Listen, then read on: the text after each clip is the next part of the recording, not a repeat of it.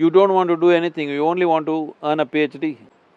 I want something to happen, I want to marry science and politics so that both of them make compromises and find a solution. This is what the policy is about. It must be economically sustainable, otherwise people will make sure it never happens, okay? We have many idealistic policies like this which never come onto the ground because we don't take a practical step. So, we're trying to make this as balanced and as practical as possible, at the same time that it will have significant ecological impact. So, in this effort, we're driving through, as you said, 40%. I didn't think of it, that what percentage. I was only thinking the most difficult part of the journey is over because 6 different parties we've covered, all of them full on. The next states we are going are all one party. I think it's an easy run. Those scientists who are very academic in nature, they may know… they do know many things, which is very important. But at the same time, you can't turn the country into a rainforest once again. How it was 1,000 years ago, you can't go back, there's no question about it. How to do what we can do for the future without disturbing human settlements, without disturbing the economic process. Anything against the economic process you talk, it's a sure failure, okay? So we are seeing how to, in many ways, reinforce the economic process. This is essentially an economic plan with a significant ecological impact. And that's the only way it'll work. All the 5 stakeholders are addressed here. First stakeholder is the river. The second stakeholder is the life that the river sustains. When I say life, India as a subcontinent has the highest number of species living off the rivers. I don't know why it is so… the more I look at it, the more amazing it is. This small piece of land, probably 4–5% of the country's, world's landmass, in this, there are more species of plants and animals than you will find anywhere. There is no geographical explanation to this, because there are many countries at the same latitude.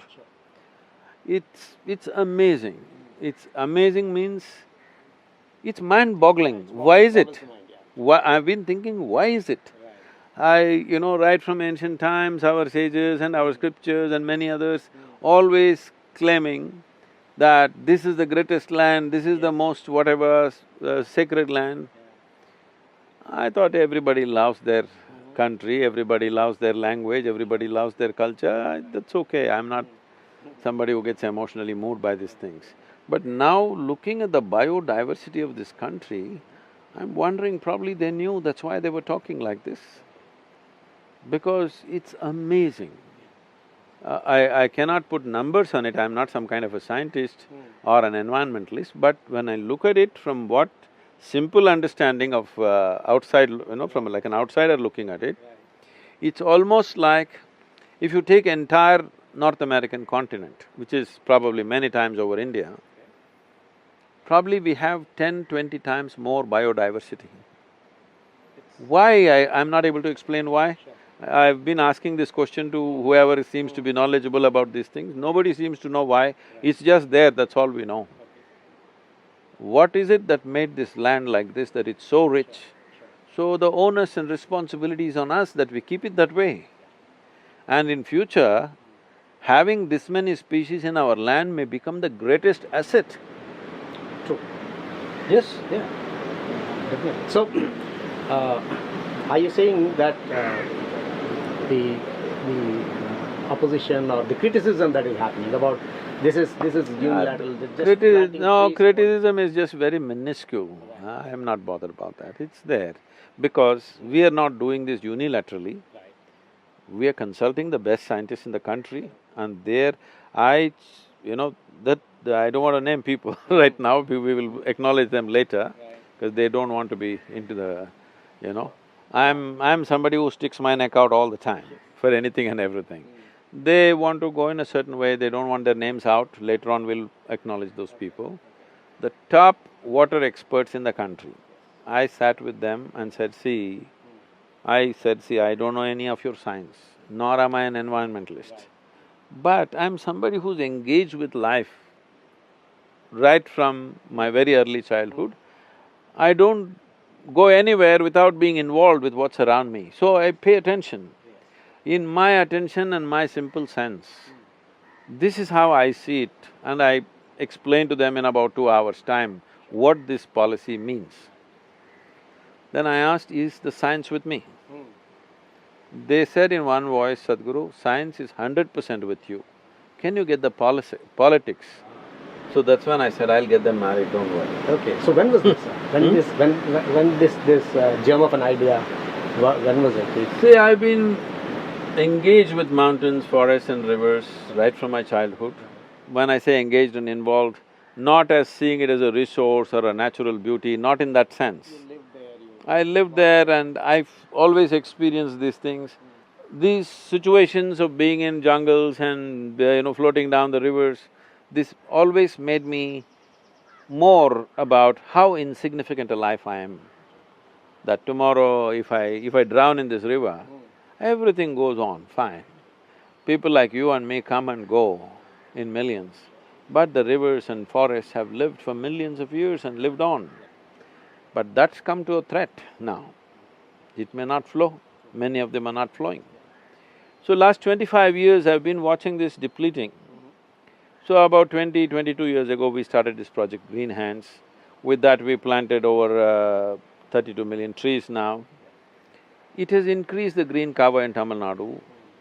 Well, we've changed the culture in many ways, people have become much more conscious. It spawned hundreds of other organizations which are doing similar work, which is wonderful.